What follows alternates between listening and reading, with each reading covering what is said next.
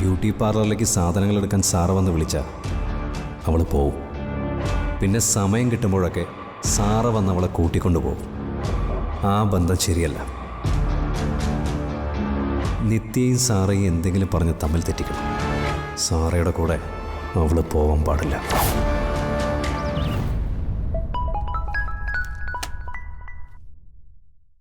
Hello, ഇതെന്താ അമ്മയുടെ phone അച്ഛനെടുത്ത്? എടാ, അതിന് ഞങ്ങള് തമ്മിൽ വലിയ സംശയമൊന്നുമില്ലല്ലോ. അപ്പോ എന്റെ ഫോൺ അമ്മയ്ക്ക് കൊടുക്കാം, അമ്മയുടെ ഫോൺ എനിക്ക് കൊടുക്കാം. നീ എന്തിനാ വിളിച്ചത്? അച്ഛൻ അമ്മയ്ക്കൊന്ന് ഫോൺ കൊടുത്തേ.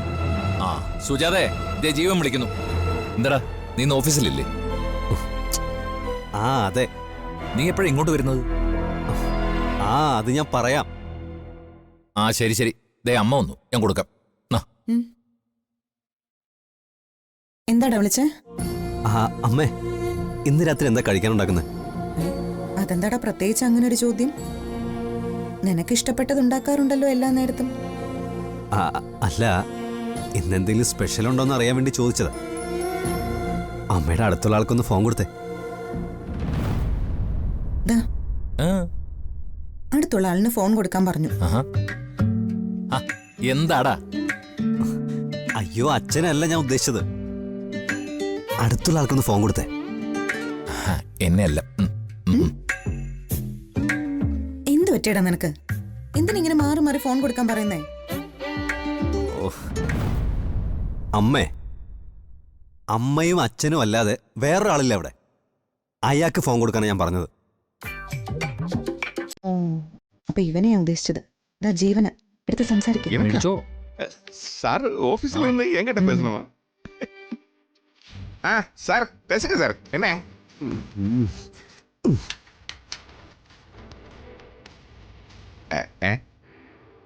என்னங்க ஒண்ணுமே பேசல?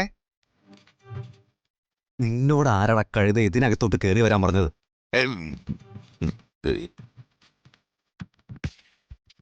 എന്തെങ്കിലും ഒരു അത്യാവശ്യ കാര്യത്തിന് വിളിക്കുമ്പോ നിന്റെ വൃത്തികെട്ട സൗണ്ടാണോടാ ഞാൻ കേൾക്കേണ്ടത്? അമ്മയ്ക്ക് ഫോൺ കൊടുക്കടാ. അമ്മയ്ക്ക് ഫോൺ കൊടുക്കടാ.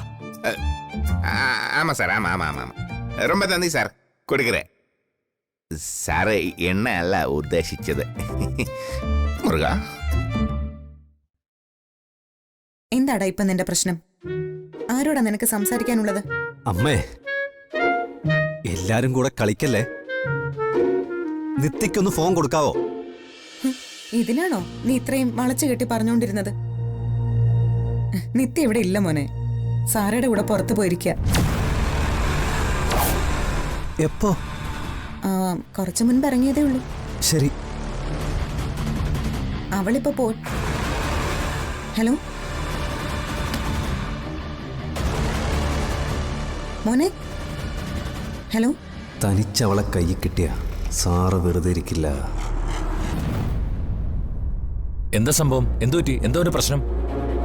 നിത്യമോളോട് സംസാരിക്കാൻ വേണ്ടിയിട്ടാ ഈ കാണിച്ചു കൂട്ടിയതൊക്കെ. ഇപ്പോഴത്തെ പിള്ളേരുടെ ഓരോരോ കാര്യങ്ങളെ. അല്ല, ഇപ്പോഴത്തെ പിള്ളേർ ഓരോ കാര്യങ്ങള്. പിള്ളേരുടെ ഈ കാലത്ത് മാത്രമേ കുഴപ്പമുള്ളൂ. നമ്മുടെ കല്യാണം കഴിഞ്ഞിരുന്ന സമയത്തെ അടുക്കളയുടെ പുറത്തു നിന്ന് ജനലിൽ കൂടി കൈയും കലാശവും ഒക്കെ കാണിച്ചത് മറന്നുപോയോ? അന്നേ അച്ഛൻ കാണിച്ചത് ഇന്ന് മോൻ ഫോണിലൂടെ കാണിക്കുന്നു, അത്രേ ഉള്ളൂ.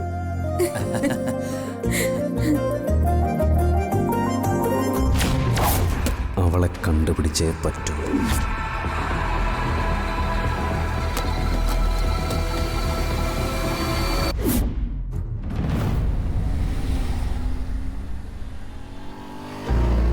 നമ്മളിവിടേക്ക് കൂട്ടിക്കൊണ്ടുവന്ന സാറേച്ചി കൂട്ടുകാരിയെ കാണാനെന്ന് പറഞ്ഞു പോയേ.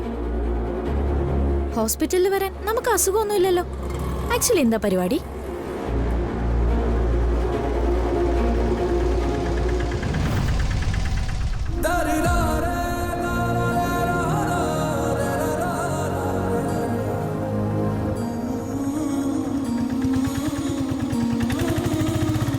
പറയേച്ചി, നമ്മളെന്താ ഇവിടെ? വേണ്ടപ്പെട്ട ഒരാളെ കാണാനാ. ആരാ എന്തെന്നൊക്കെ ഞാൻ പറയാം, നീ വന്നേ.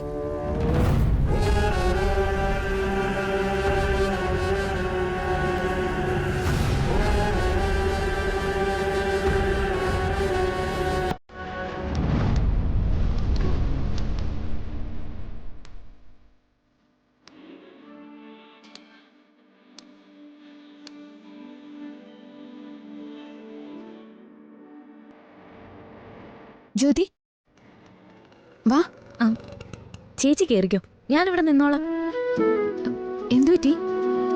എനിക്കൊരു വൊമിറ്റിംഗ് ടെൻഡൻസി. എനിക്ക് ഈ ഹോസ്പിറ്റലിൽ അറ്റ്മോസ്ഫിയർ അത്ര പിടിക്കില്ല. ചേച്ചി പോയിട്ട് വാ.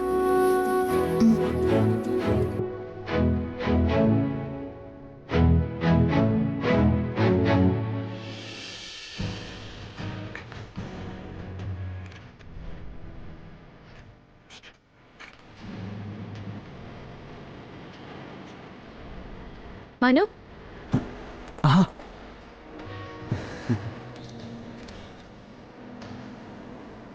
താനെന്താ ഇവിടെ?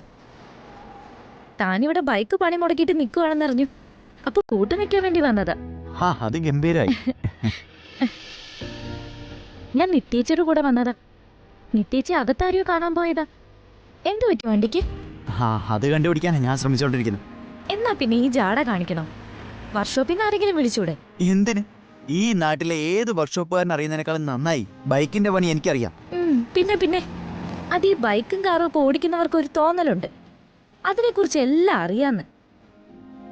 കണ്ടിട്ടില്ലേ ചിലര് വഴിയിൽ വണ്ടി നിന്ന് പോകുമ്പോ ബോണറ്റൊക്കെ പൊക്കി നോക്കുന്നേ? എന്തെങ്കിലും അറിഞ്ഞിട്ടാണോ അവരിതൊക്കെ ചെയ്യുന്നേ? എന്നാ താനോട് നിൽക്ക്, ഈ ബൈക്ക് ഞാനിപ്പോ സ്റ്റാർട്ട് ചെയ്ത് കാണിച്ചു തരാം. എന്തായാലും നിത്യേച്ചി കാത്തു നിൽക്കുന്നത് എനിക്കൊരു ബോറടിയാ. സോ ഞാനും കൂടെ നിൽക്കാം. ആയിക്കോട്ടെ.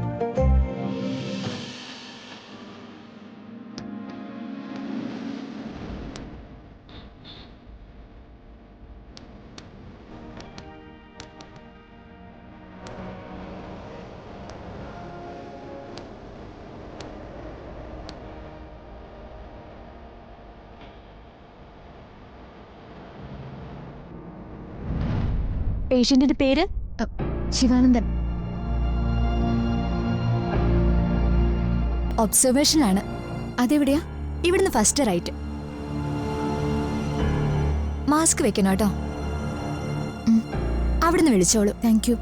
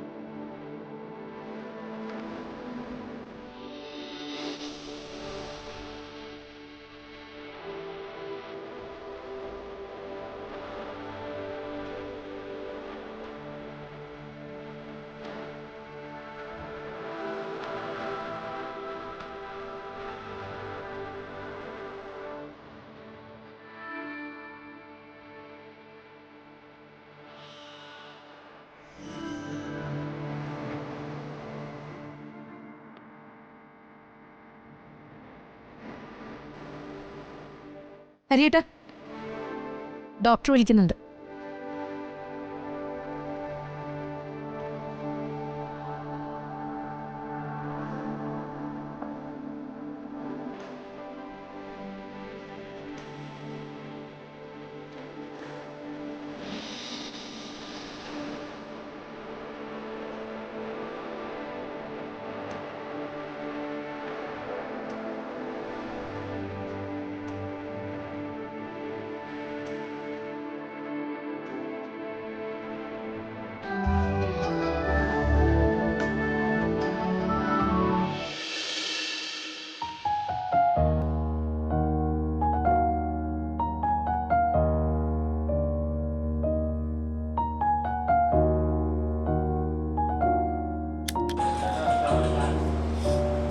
നിത്യ,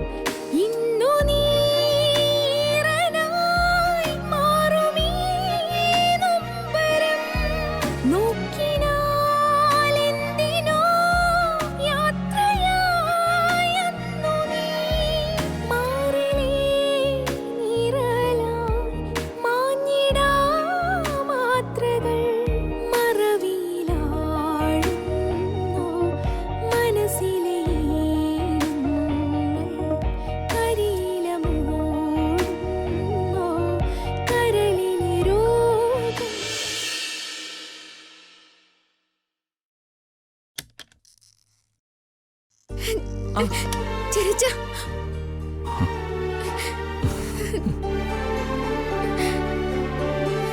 മോള് വിവരം അറിഞ്ഞു എന്ന് ശ്രുതി പറഞ്ഞു, പക്ഷേ വരുമെന്ന് പ്രതീക്ഷിച്ചില്ല. ചെറിയച്ചൻ ഇങ്ങനെ കിടക്കുമ്പോ എനിക്ക് സമാധാനം കിട്ടില്ല. ഇപ്പോ ചെറിയച്ചൻ എങ്ങനെയുണ്ട്? സാരമില്ല, ഏട്ടനെ പേടിപ്പിച്ച പോലെ എന്നെ ഒന്ന് പേടിപ്പിച്ചു. ഒന്നും എനിക്കറിയില്ലായിരുന്നു ചെറിയച്ച. ചെറിയച്ചൻ അവിടെ കാവലായിട്ട് കിടക്കുന്നത് പോലും. തെറ്റിദ്ധാരണകൾ എത്രയുണ്ടായാലും ചെറിയച്ഛനെ നിങ്ങൾ ഒഴിവാക്കി പോരാൻ പറ്റില്ലല്ലോ. ഒരു കാര്യം മോള് മനസ്സിലാക്കിയാൽ മതി, ചെറിയച്ഛനും മക്കളും ചെയ്ത കാര്യങ്ങളിൽ അതിലൊരു സത്യം ഉണ്ടായിരുന്നു.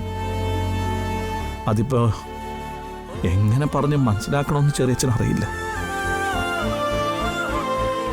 കല്യാണം കഴിഞ്ഞ നിമിഷം മുതൽ നിന്നെ ഓർത്തുള്ള വിഷമാ മോളെ. ഒരു ദിവസം പോലും നേരെ ചൊവ്വേ ഭക്ഷണം പോലും കഴിച്ചിട്ടില്ല.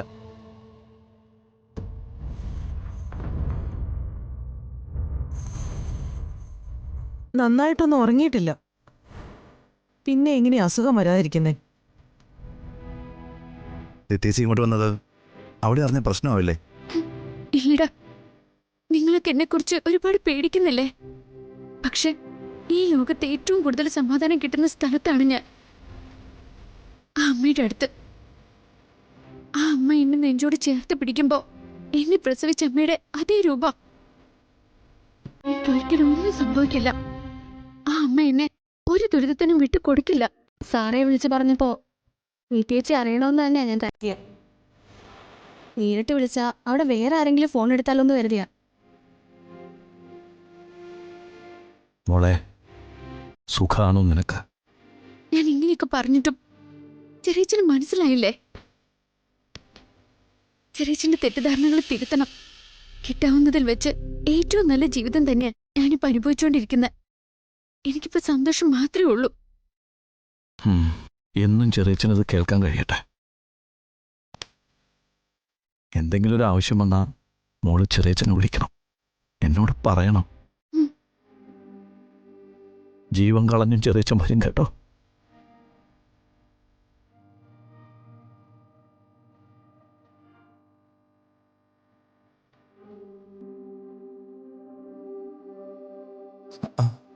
അച്ഛാ, ദേ വല്യച്ഛൻ.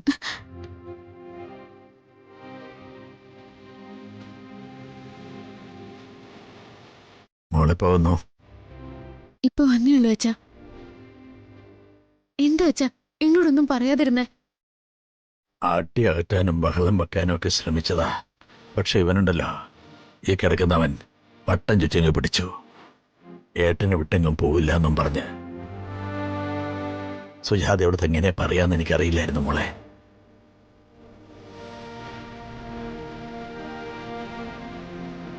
ഏട്ടാ, എനിക്കൊരു ക്ഷീണം വരുമ്പോ കൂടെ നിൽക്കേണ്ട ആളല്ലാടാ നീ.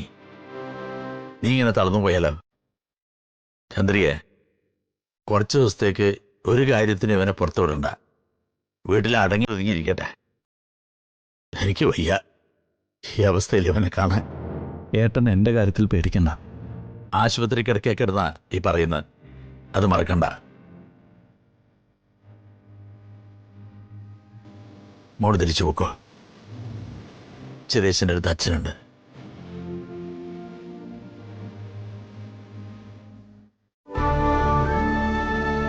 പൊയ്ക്കോ മോളെ. ചെറിയ മരുന്നുകളൊക്കെ കൃത്യമായിട്ട് കഴിക്കണം. ഒന്നും മുടക്കരുത്. ഒന്നും ഓർത്ത് സങ്കടപ്പെടുകയരുത്. ഇല്ല, എൻ്റെ മോളൊരു വാക്ക് പറഞ്ഞ അതിന് മേലെ എന്തെങ്കിലും ഉണ്ടോ ഈ ചെറിയച്ഛന്? എനിക്കിപ്പോ പോവാതെ നിവൃത്തിയില്ല. അമ്മയെ കാര്യങ്ങൾ പറഞ്ഞു മനസ്സിലാക്കിയിട്ട് അമ്മയും കൂട്ടിയിട്ട് ഞാൻ വരാം. നിത്യേച്ചി, അവർക്ക് ബുദ്ധിമുട്ടാവുന്നതൊന്നും ചെയ്യണ്ട.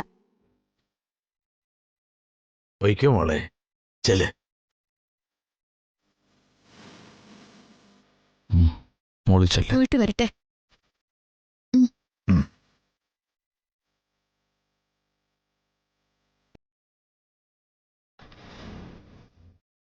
അവള് വന്നല്ലോ ഏട്ടാ, എനിക്ക് സന്തോഷായി.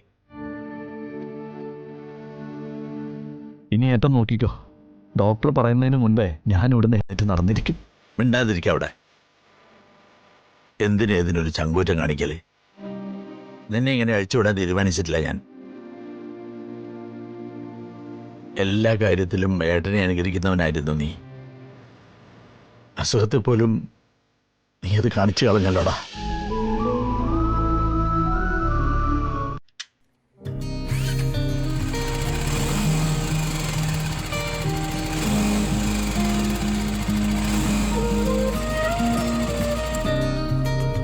ഹലോ സാർ, ബൈക്ക് റെഡി ആയിട്ടുണ്ട്. അവിടെ തന്നെ നിന്നാ മതി, ഞാൻ വണ്ടി കൊണ്ടുവരാം. ഇത് ആരുടെ ബൈക്കാ? ഇതിന്റെ ഉടമസ്ഥന്റെ. അപ്പൊ പിന്നെ താൻ ഇത് ശരിയാക്കിയതോ? അയാൾ എന്നെ വിളിച്ചു, ഞാൻ ശരിയാക്കി. എനിക്ക് മനസ്സിലായില്ല. എടോ, ഇതെന്റെ പാർട്ട് ടൈം ജോബാണ്. എന്ന് പറഞ്ഞാ എന്റെ വിദ്യാഭ്യാസത്തിനും ബാക്കി ചെലവിനുള്ള പണം സംഘടിപ്പിക്കാൻ ഒരു പാർട്ട് ടൈം. സത്യമായിട്ടും? ഈ കാരണവന്മാര് പറയാറില്ലേ, പഠിക്കേണ്ട കാലത്ത് പഠിക്കുക മാത്രമേ ചെയ്യാൻ പാടുള്ളൂ എന്ന്. അത് ചെയ്യാത്തതിന്റെ ഫല ഇങ്ങനെ ഒരു തൊഴിൽ. +2 പഠിക്കുമ്പോൾ മുതൽ ഞാൻ 1-2 മണിക്കൂർ ഒരു വർക്ക്ഷോപ്പിൽ എന്നിരിക്കുന്ന ശീലം ഉണ്ടായിരുന്നു. അവിടുന്ന് കണ്ടുപിടിച്ച ഇതൊക്കെ. പിന്നെ അത് പതുക്കെ അങ്ങ് ഉപകാരപ്പെട്ടു. ഇങ്ങനെ വഴി പെട്ടി കിടക്കുന്നവർ മൊബൈലിൽ വിളിക്കും. എത്താവുന്ന ദൂരത്താണെങ്കിൽ ഞാൻ കൃത്യമായിട്ട് എത്തിയിരിക്കും. നല്ല കാശാ മോളെ.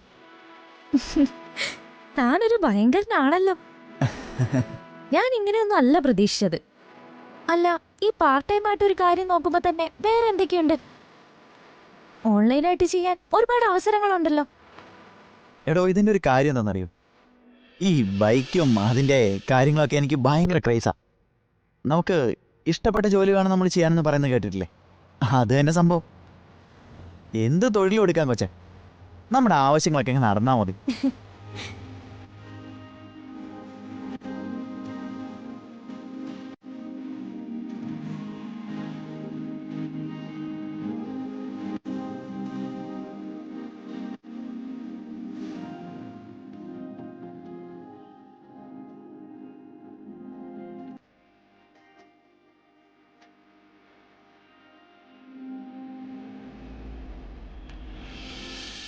ജോലി ഇതാണെങ്കിലും അതിന്റെ കരിയും പുകയായിട്ട് വെളിയിലേക്ക് പോകണ്ട.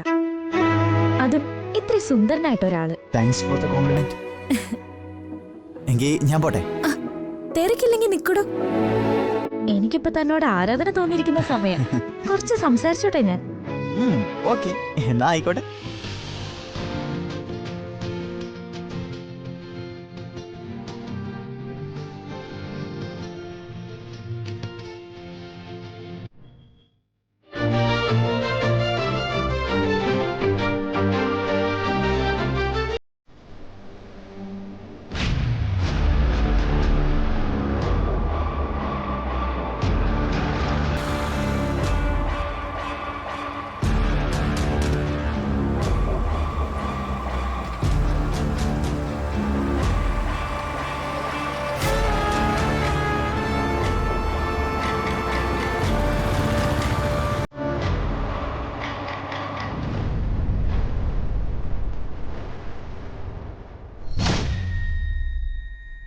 പാർലറിലേക്ക് സാധനങ്ങൾ എടുക്കാൻ പോകുന്നെന്ന് പറഞ്ഞിട്ട് ഇവളുടെ വണ്ടി എന്താ അവിടെ കിടക്കുന്നത്?